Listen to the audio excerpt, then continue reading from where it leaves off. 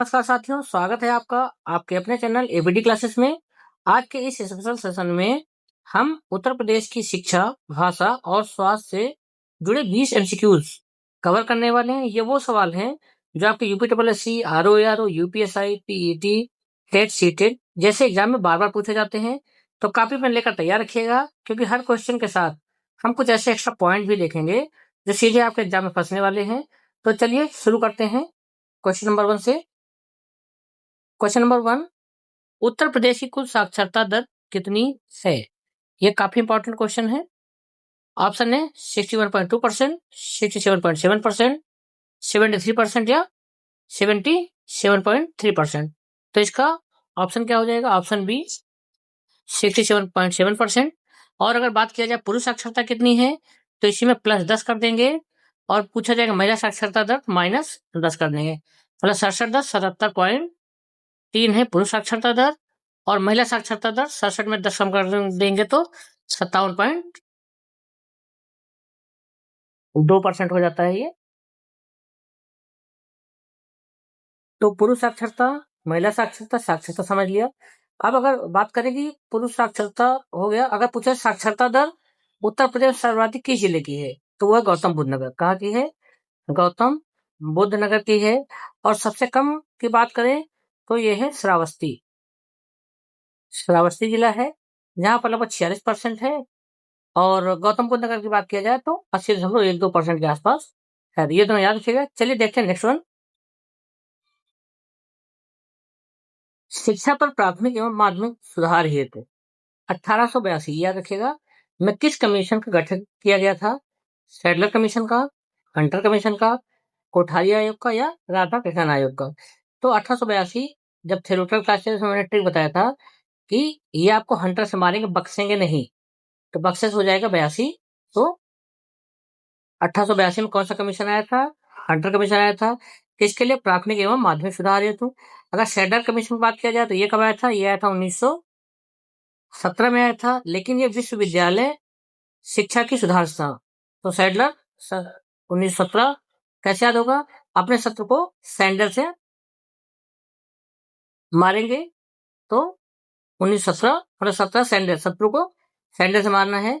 कोठारी आयोग की बात किया जाएगा तो ये 1964 से 68 तक है। 68 जहां तक पूछा जाता है इसमें, याद रखिएगा। ये किससे था? राष्ट्रीय शिक्षा नीति की सिफारिशों के लिए था। मतलब जो बेसिक शिक्षा नीति, जो त्रिस्तरीय शिक्षा नीति है, इसके लिए कोठारी आयोग था। अब फिर से एक बार इसको रिवीजन कर लीजिए जल्दी से। कोठारी आयोग कब आया था? 1968 में।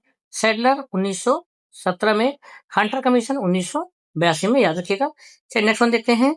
उत्तर प्रदेश में त्रिस्तरीय शिक्षा व्यवस्था किस आयोग की सिफारिशों पर लागू किया गया था? अभी ऊपर हमने इसकी चर्चा किया था, तभी इसके बारे में पढ़ा गया था। कोठारी आयोग 1968, सैडलर आयोग 17 में आया था, हंटर आयोग 82 में था। तो इसका ऑप्शन कौन सा हो जाएगा? ऑप्शन ए हो जाएगा। नेक्स्ट वन, पूर्व का ऑक्सफोर्ड। ये बहुत बार क्वेश्चन पूछा गया है, इससे 2-3 क्वेश्चन बनते हैं, आप देख लीजिए इसको। पूर्व का ऑक्सफोर्ड किस विश्वविद्यालय को कहा जाता है? बनारस हिंदू विश्वविद्यालय? नहीं। अलीगढ़ मुस्लिम विश्वविद्यालय? नहीं। इलाहाबाद विश्वविद्यालय या लखनऊ विश्वविद्यालय? तो ये क्या है? इलाहाबाद विश्वविद्यालय है। इसकी अगर स्थापना की बात किया जाए तो 1887 में इसकी स्थापना हुई थी, 23 सितंबर को। 1887 फिलहाल याद रखिएगा। और बात करें उत्तर प्रदेश सबसे पुराना विद्यालय कौन सा है, तो यह इलाहाबाद ही है। लेकिन अगर बात किया जाए उत्तर प्रदेश का सबसे पुराना आवासीय विश्वविद्यालय, तो वो कौन सा हो जाएगा? बनारस हिंदू विश्वविद्यालय। चलिए नेक्स्ट वन देखते हैं। इलाहाबाद विश्वविद्यालय को केंद्रीय विश्वविद्यालय का दर्जा किस सन में दिया गया था? तो 1887 में ये बना था, लेकिन 2005 में इसको केंद्रीय विश्वविद्यालय का दर्जा मिला था, ये याद रखिएगा। अगर बात करें उत्तर प्रदेश में कुल कितने केंद्रीय विश्वविद्यालय हैं, तो कुल हैं 6। और ये बीएचयू कब बना था? 1916 में। 1916 और 1887, ये दोनों बहुत इंपॉर्टेंट है, इन दोनों को याद रखिएगा। चलिए नेक्स्ट वन देखते हैं। पंडित मदन मोहन मालवीय द्वारा बनारस हिंदू विश्वविद्यालय की स्थापना किस वर्ष की गई थी? 1875, 1916, 1920 या 1947? तो इसका आंसर क्या हो जाएगा? अभी ऊपर बात किया गया था 1916 और 1887 इलाहाबाद विश्वविद्यालय का, याद रखिएगा।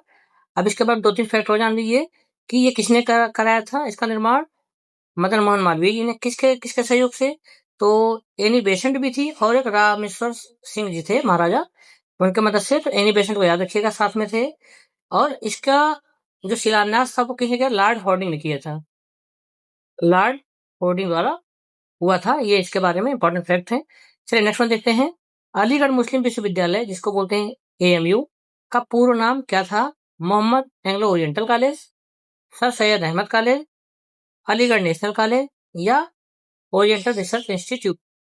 तो इसका ऑप्शन कौन सा है? Option A Mohammad Anglo Oriental College का नाम था, और 1920 से जाकर ये क्या बना? एएमयू, अलीगढ़ मुस्लिम यूनिवर्सिटी बना। इसको जो खुलवाया था, किन्होंने खुलवाया था?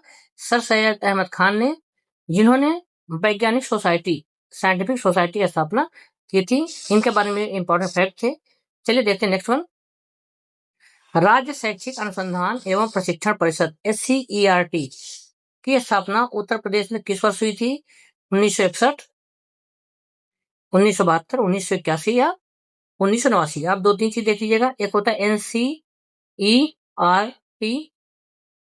ये बना था 1961 में। इसी के 20 साल बाद 1981 आता है, जहां बना था SCERT। ये ट्रिक है, याद रख लीजिएगा, ट्रिक प्लस कॉन्सेप्ट। 20 साल बाद ये बना था, और इसी के एक साल बाद बना CBSE। तो ये 1962 प्लस 1929 में भी एक बार इसमें काम हुआ था, तो याद रखिएगा। NCERT 1961, SCERT 20 साल बाद 1981, और CBSE का 1962 में। तो इसका आंसर क्या हो जाएगा? Option C, 1981। इसका फुल फॉर्म पूछा जाता है, इसलिए इसको याद रखिएगा।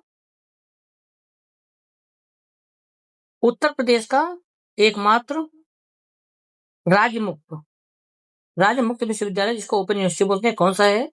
इग्नू है, राजर्षि टंडन मुक्त विश्वविद्यालय है, BR अम्बेडकर उत्तर प्रदेश। तो समझिए, अगर पहले भारत का पहला पूछा जाए तो इग्नू था। भारत का पहला कौन सा है? इग्नू है। और उत्तर प्रदेश का पहला कौन सा है? राजर्षि टंडन विश्वविद्यालय है। राजर्षि टंडन वाला कब खुला था? 1999 में।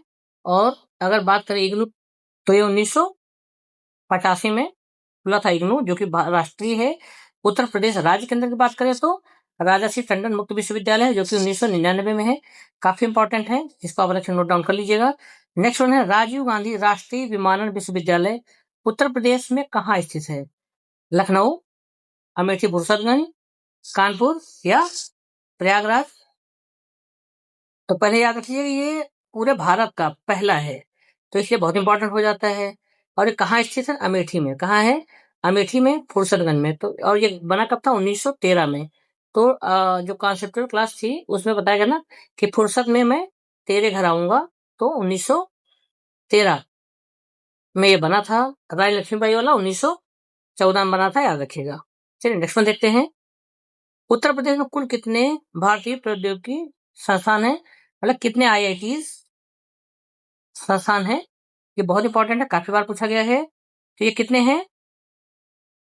1, 2, 3, 4। तो ऑप्शन बी 2 है, याद रखिएगा।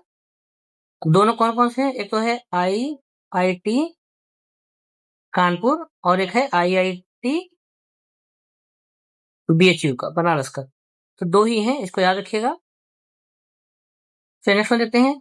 IIT कानपुर, भारतीय प्रौद्योगिकी संस्थान कानपुर की स्थापना किस वर्ष हुआ था? तो यह हुआ था 1951, 59, 61 या 75। जी हाँ, इसकी स्थापना कब हुई थी? 1959 में हुई थी। यह भारत के सबसे पहले स्थापित IIT संस्थानों में से एक है, 59। तो ये काफी इंपॉर्टेंट है, इस चीज को याद रखिएगा। Next one IIT BHU Varanasi को भारतीय प्रौद्योगिकी संस्थान का दर्जा किस वर्ष प्राप्त हुआ? 2005, 2008, 2012 या 2016? तो इसका आंसर क्या हो जाएगा? Option C, 2012। नेक्स्ट है डॉक्टर राजेंद्र प्रसाद राष्ट्रीय विधि विश्वविद्यालय उत्तर प्रदेश के किस स्थान पर है? तो लखनऊ, प्रयागराज, वाराणसी या आगरा? तो विधि विश्वविद्यालय है, मतलब लॉ का कॉलेज है, यूनिवर्सिटीज है। तो मैंने 2 था, तो मैंने दोनों कैसे बताया था? राजेंद्र प्रसाद में प्रा है, प्रा से हो जाएगा प्रयागराज, और एक राम मनोहर लोहिया था, तो लोहिया में लो है, लो से क्या हो गया लखनऊ, तो दोनों आप याद रखिएगा। तो इसका 14 का ऑप्शन कौन सा हो जाएगा, बी वाला हो जाएगा। 15 नंबर क्या है, चंद्रशेखर आजाद कृषि एवं प्रौद्योगिकी विश्वविद्यालय कहाँ स्थित है। चंद्रशेखर आजाद कृषि एवं प्रौद्योगिकी विश्वविद्यालय कहाँ है, अयोध्या, मेरठ, कानपुर या बांदा। तो ये कानपुर में स्थित है। और कब बना था ये, 1975 बना था, इसको याद रखिएगा। चलिए नेक्स्ट वन देखते हैं, रानी लक्ष्मीबाई राष्ट्रीय कृषि विश्वविद्यालय किस जिले में स्थित है, झांसी, कुशीनगर, बांदा या महोबा। यह एक केंद्रीय कृषि विश्वविद्यालय है, इसलिए काफी इंपॉर्टेंट हो जाता है। और ये कहाँ पर है, झांसी में बना है। और कब बना था, 2014 में। तो मैंने बताया था कि लक्ष्मीबाई किस में रहती थी, फोर्ट मतलब किला में रहती थी। और इस फोर्ट से क्या हो जाएगा, 14 हो जाएगा। तो ये किस जिले में, झांसी में। और कब बना था, ये 2014 में बना था। नेक्स्ट वन है, महात्मा बुद्ध कृषि एवं प्रौद्योगिकी विश्वविद्यालय का निर्माण किस स्थान पर किया जा रहा है, श्रावस्ती, कुशीनगर, सारनाथ या गोरखपुर। तो इसका ऑप्शन बी हो जाएगा, कुशीनगर में ही महात्मा बुद्ध का महापरिनिर्वाण हुआ था, इसलिए यहीं पे ये बनाया जा रहा है। नेक्स्ट वन है, उत्तर प्रदेश शिक्षा का अधिकार अधिनियम किस वर्ष लागू किया गया था, आरटीई। तो फिर क्या बताएगा, आर टी और ई को आप उल्टा कर देंगे, तो ये क्या बन गया 9 बन गया। तो ये कब बना था, 2009 में बना था। लेकिन लागू कब हुआ था, तो इसके 2 वर्ष बाद हुआ था। तो कब लागू हुआ, 2011 में लागू हुआ था। और किस अनुच्छेद के तहत, अनुच्छेद 21A। ये सब फैक्ट बहुत इंपॉर्टेंट है। आरटीई कब बना, 2001 में। लागू कब हुआ, 2011 में। इसके किस अनुच्छेद में है, अनुच्छेद 21A में। इसके तहत क्या कहा गया, 6 से 14 वर्ष के बच्चों के लिए मुफ्त और अनिवार्य शिक्षा मौलिक अधिकार है, मौलिक अधिकार में ही आया था, इसलिए ये बहुत इंपॉर्टेंट हो जाता है। इसको आप अलग से नोट डाउन करके ले सकते हैं। क्वेश्चन नंबर 19 है, सरदार वल्लभ भाई पटेल कृषि एवं प्रौद्योगिकी विश्वविद्यालय उत्तर प्रदेश में कहाँ स्थित है। तो सरदार वल्लभ भाई पटेल मेरठ, फैजाबाद, मुरादाबाद या बरेली। तो इसकी स्थापना कहाँ पर स्थित है, मेरठ में है। अट्ठा ऐसे गोला बनता है, तो गोला गोला बनाते चले जाइए। तो स्थापना इसकी कब हुई थी, 2000 में हुई थी। और कहाँ, मेरठ के मोदीपुरम में है। नेक्स्ट वन है, डॉक्टर राम मनोहर लोहिया राष्ट्रीय विधि विश्वविद्यालय किस शहर में स्थित है। अभी ऊपर बताया गया था कि लोहिया, लो से लखनऊ, याद कर लीजिएगा इसको। इसके साथ साथ SGPGI भी लखनऊ में स्थित है। तो दोस्तों, ये थे उत्तर प्रदेश सामान्य ज्ञान के 20 सबसे महत्वपूर्ण सवाल, जो आपके आने वाले एग्जाम्स के लिए बेहद जरूरी हैं। आपका आज 20 में से कितना स्कोर रहा, मुझे कमेंट सेक्शन में जरूर बताइएगा। अगर यह क्लास आपके लिए हेल्पफुल रही हो तो वीडियो को लाइक करें, अपने दोस्तों के साथ शेयर करें और चैनल को सब्सक्राइब करना बिल्कुल ना भूलें।